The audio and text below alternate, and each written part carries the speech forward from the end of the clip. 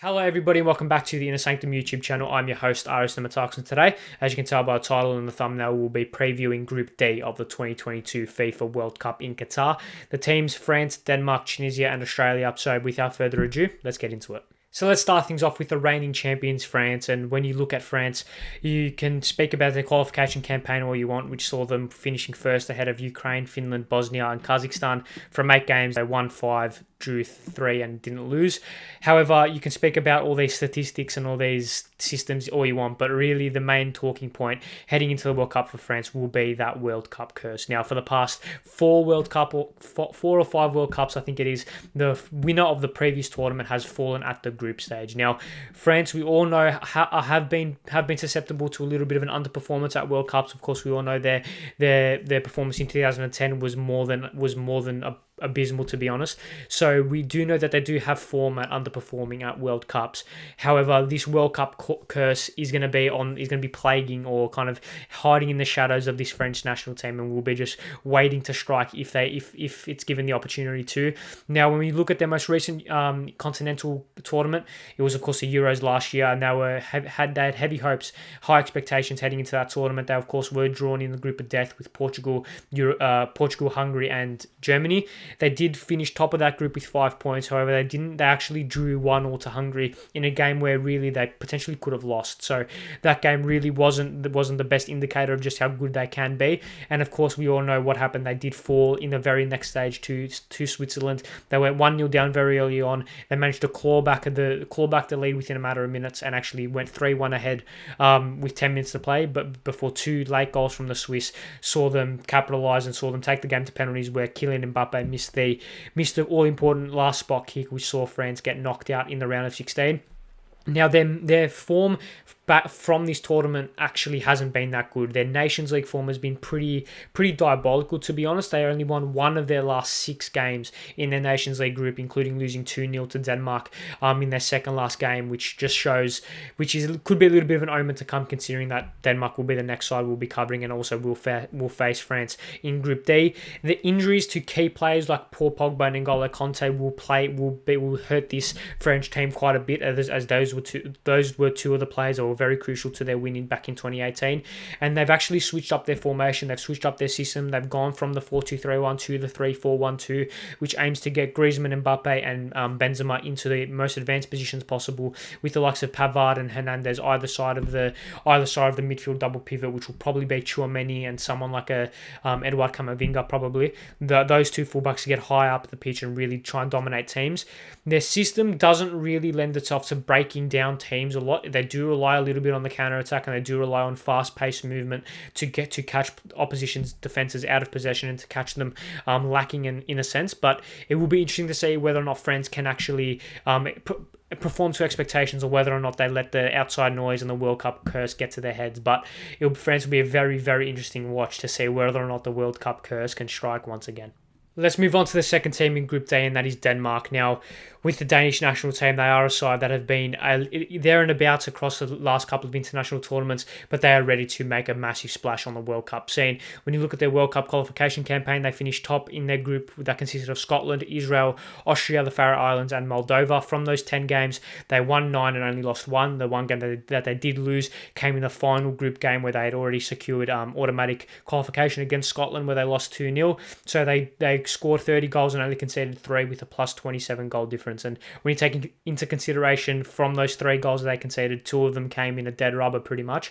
That goes to show just how good they actually were in that qualification campaign. Now, you can speak about Denmark being the dark horses of this World Cup. They have been the dark horses of many tournaments, it seems, for the past couple of years. However, with the talent that they have, and with the potential which we have finally shown to be actual true talent and not just potential anymore, it is a little bit disingenuous to call them dark horses, despite obviously them being one of the teams we featured on our 3 dark horses at the 2022 FIFA World Cup video, which is already up on the Inner Sanctum YouTube channel. Denmark, like they were in the Euros, play a fast-paced attacking system that is built on quick, intrinsic ball movement. That likes to get the ball up the pitch very quickly, and as they progress up the pitch, they like to increase tempo as they start to get into the final third. This was very present in the European Championship campaign, and of course that Euros campaign was fraught with heartbreak and fraught with upheaval, of course, with the Christian Eriksen incident.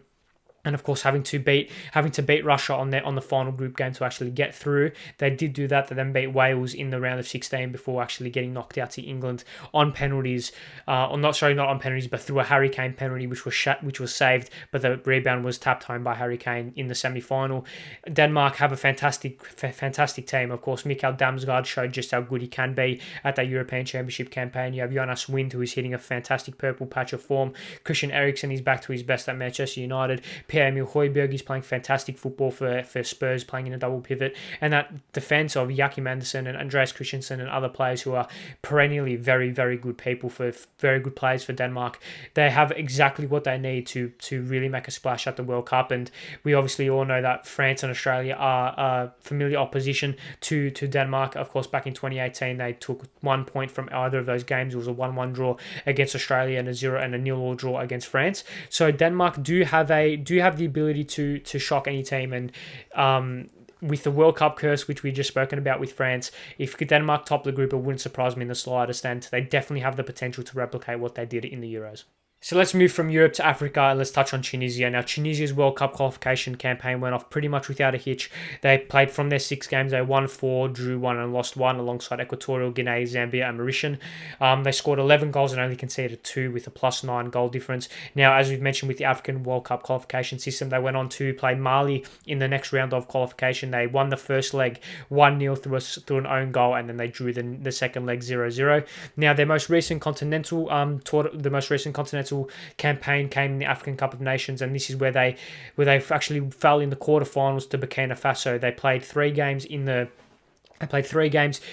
group stage against Mali, Mauritius and Gambia. They actually only won 1 of those games, but they did qualify, and they beat Nigeria, which is a little bit of an upset in the round of 16 before falling to Burkina Faso 1-0. And when we look at their World Cup history, of course, we all know back in 2018, they were drawn in that group against Belgium and England as well as Panama. They did actually beat Panama. That was their first World Cup win ever since their first World Cup win since 1978, where they beat Mexico. They qualified for the 1998, 2002 and 2006 World Cups before obviously qualifying back in 2018, and they off the back of that qualifying campaign, they were it was carried by Wabi Kazri, who was the man that we featured in our one key player for every World Cup nation video.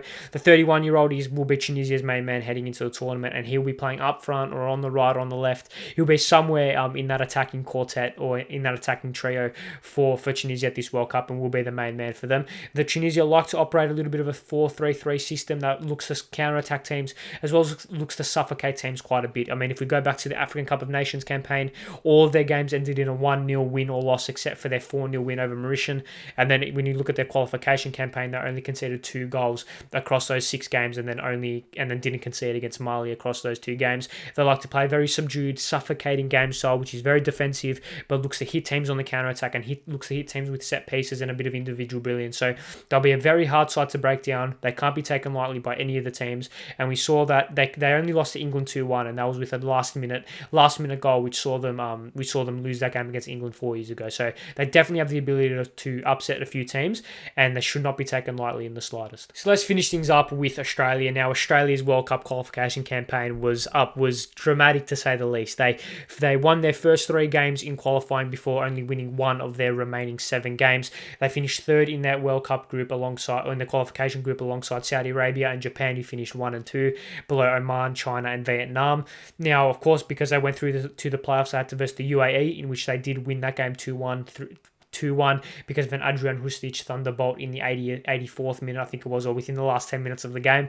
They then moved on to an intercontinental playoff against Peru, where a very tense and subdued, timid 120 minutes followed a dramatic penalty shootout in which Australia got through in their 5th time of asking, 2006, 2010, 2014, 2018 and 2022. After not qualifying for so long, Australia have qualified for 5 World Cups in a row, and this squad will be looking to do what they haven't done in the past 4 World Cups, and that is get through to the round of 16. Of course, we all know back in 2018 they did draw up against France and Denmark. And they did draw to Denmark in a game which Australia probably could have won should the ball have fallen either way, or should some things have gone Australia's way. They could have got 3 points in that game. They only did lose 2-1 to France through a wicked deflection off Aziz Beige, which saw Paul Pogba strike head into the back of the net in the 80th minute, and Australia did make a good account of themselves, and they did avenge their loss against Peru. Obviously, they lost 2-0 to Peru in 2018 World Cup. They did avenge that loss to actually get to the World Cup. So this Australian squad, which is struggling under a little bit of injury cloud at the moment, but if they do get their best players like Adrian Hustic, Harry Suter back into the fold, then they should be a very dangerous competitor heading into the World Cup. They obviously have the likes of Marco Tilio and Garang Kuol, who are two players who have, if both of them do go to Qatar, can provide fantastic options off the bench. Brilliant players to come off the bench and create a spark and really become unpredictable and really cause a few shocks for some of the defenses. They are a team that does like to rely on their main stalwarts. You look at the likes of Hustic and Aaron Moy, Tom Rogic. If he does find some form and find some fitness, then he'll be in the fold, no doubt. But Australia, they do have a chip on their shoulder. Graham Arnold has instilled the Aussie DNA in them, which should take them all the way, which will carry them through Qatar.